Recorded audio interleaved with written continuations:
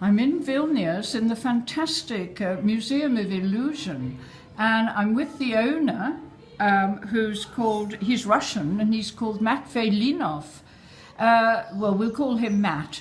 And he's been in Lithuania for 3 years. Tell me about your early life, because I know were you actually a chess champion? I was not like a champion, but I was a serious player, and then I was playing different games for my whole life, starting from collectible and card games, ending with being professional poker player for almost 10 years. Did you earn a living playing poker? Yeah. I've met other professionals before. Well, it's like a profession. Was this in Russia? I was living mostly in Thailand, in Asia. Where? Thailand. In Thailand? Yeah. Oh, you've been around the block, haven't you? Well, I was playing mostly online. Oh, I see, So I see. it gives you some abilities to move and live wherever you want, basically. So is that how you finance this private museum? That's how we finance the Wrongroom, the escape games, and then this private museum as well. Okay, now you said you gave up chess at the age of 11. Yeah. That's amazing. So you're into strategy, and you're telling me about escape games. Can you describe for me what an escape game is? The escape games is the thing which is on peak now, or maybe it was on peak even a year ago. It was growing all over the world. People are getting to the room and they have to escape this room within some period of time. A bit like Houdini. No, they have to escape using their logic, solving some tasks. Oh. And it's like a computer game, but it's made in real life. Like people are getting physically locked in the room, yeah, and they're physically escaping this room using some logical task, connecting all the puzzles and doing different stuff. Oh my God! Where did this? What's the origin? The origin is Japan and Budapest at the same time. No, the Japan. Origin, was it in Russia? No, it was first established in Japan. Oh, Japan. And in Budapest at the same time. Wow, okay. But it's growing all over the world. It's super popular in England as well. Really? Every huge city. With young people? I think within mid-age mostly. Really? For young people, the computer games are attractive enough.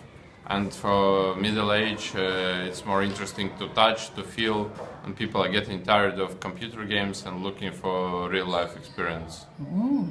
And now this led you to setting up this museum, but we're in Lithuania.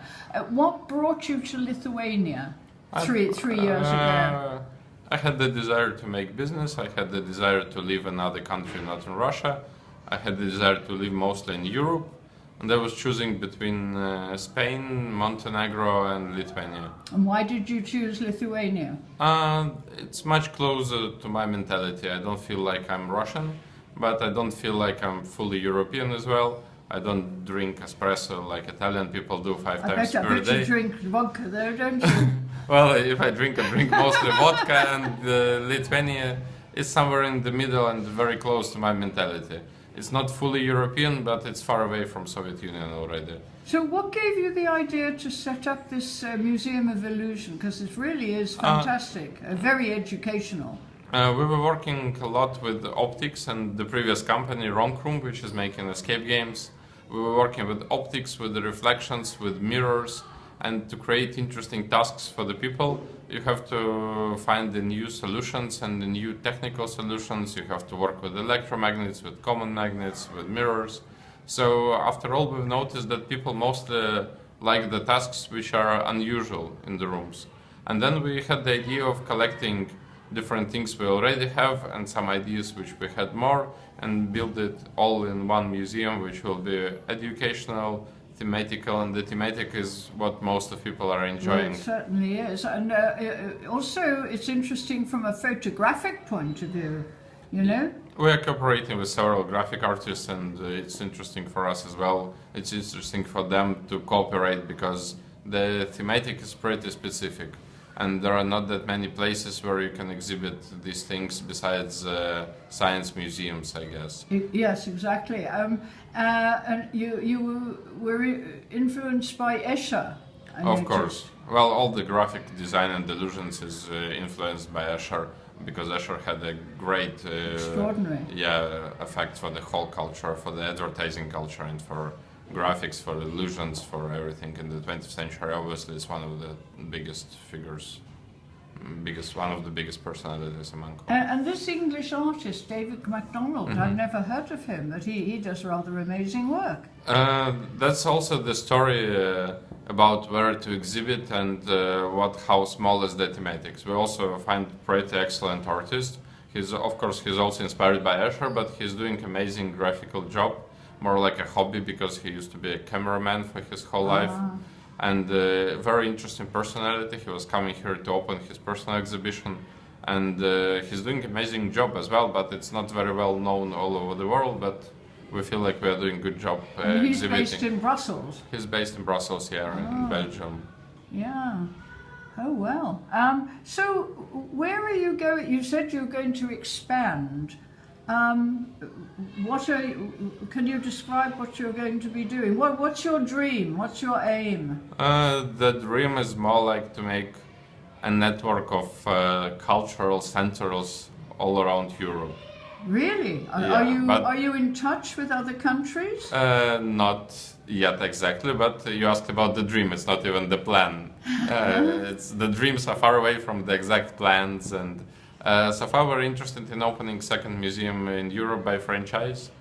Because franchise. Yeah, for us it's because we have the experience in building unique stuff, and we have our team who can build almost everything.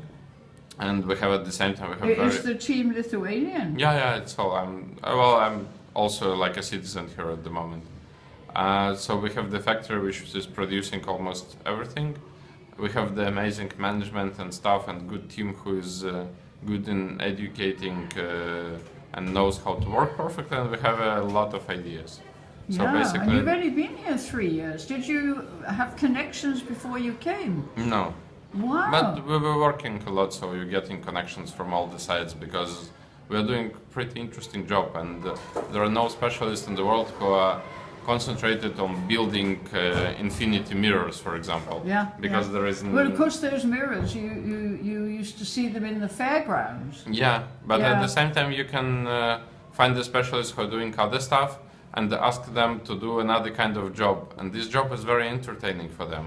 Because usually they're producing some kind of random things which they are not interested in. And when you come with the specific orders, when you ask for the specific things, this job is pretty much entertaining for these people. Yeah. Because usually you're making, I don't know, elements for motorcycles, but then a guy comes to you and he needs one thing in the shape of conos, the other thing in the very other specific shape, and it's very much it's much more interesting than the common work for the people. Yeah. So it's easy to get connections because we are doing interesting things. Okay, well, lovely to meet you, and I wish you good luck, and thank you very much. Well worth the visit. I shall tell everyone, I shall put it on Facebook, that everyone must come to the Museum of Illusion in Vilnius. Bravo.